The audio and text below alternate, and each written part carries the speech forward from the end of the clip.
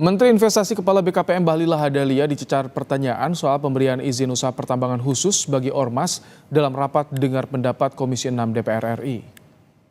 Oke, setuju. Oke ya? Setuju. Oke, kamu tambahkan Makasih ya. Terus dengan anggaran yang Anggota diberikan. Komisi 6 DPR fraksi PDIP Deddy Sitorus menyebut pihaknya tak menentang kebijakan konsesi tambang untuk Ormas.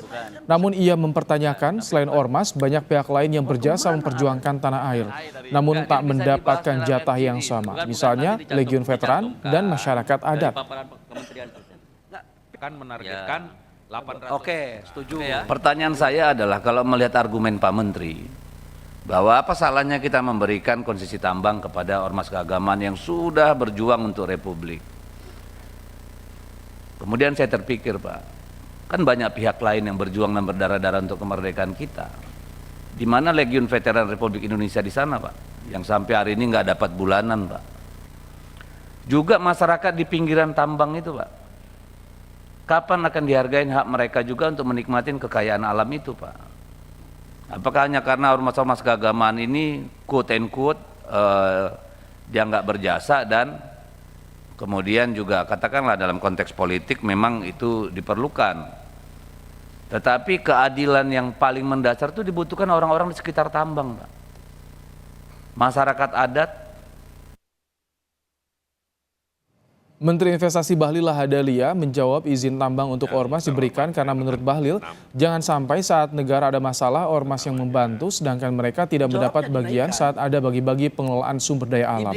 Bahlil bilang pemerintah akan mendampingi Ormas mencari rekan yang baik dalam mengelola tambang. Beban target investasi naik, tapi dibarengi dengan kenaikan anggaran.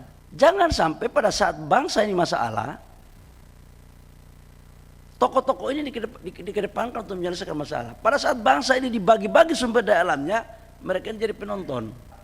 Selama ini kita lakukan sesuai dengan kaidah norma dan mereka jaga lingkungan, jaga pajak, bayar pajak, kenapa tidak? Yang penting disitulah kehadiran pemerintah untuk mendampingi mereka dalam rangka mencari partner yang baik, yang tidak dimanfaatkan, tetapi bisa melakukan sharing profit yang baik.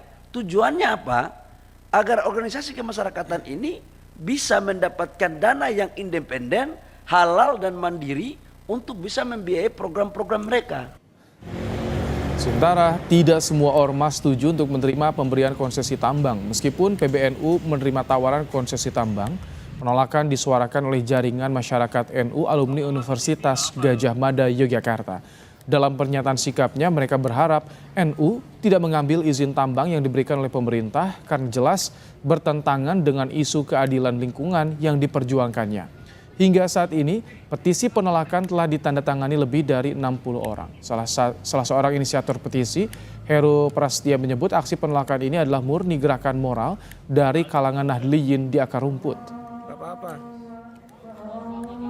Agar PBNU atau NU atau ormas keagamaan manapun ya itu tetap menjadi teman bagi masyarakat gitu, yang menemani masyarakat ketika ada persoalan-persoalan, termasuk persoalan ketika mereka dirugikan oleh pertambangan, oleh eksploitasi sumber daya alam. Agak aneh misalnya ketika ada masalah dengan kerusakan lingkungan, ketika ada masalah dengan perusahaan tambang misalnya, justru mereka harus berhadapan dengan organisasi yang seharusnya membela mereka.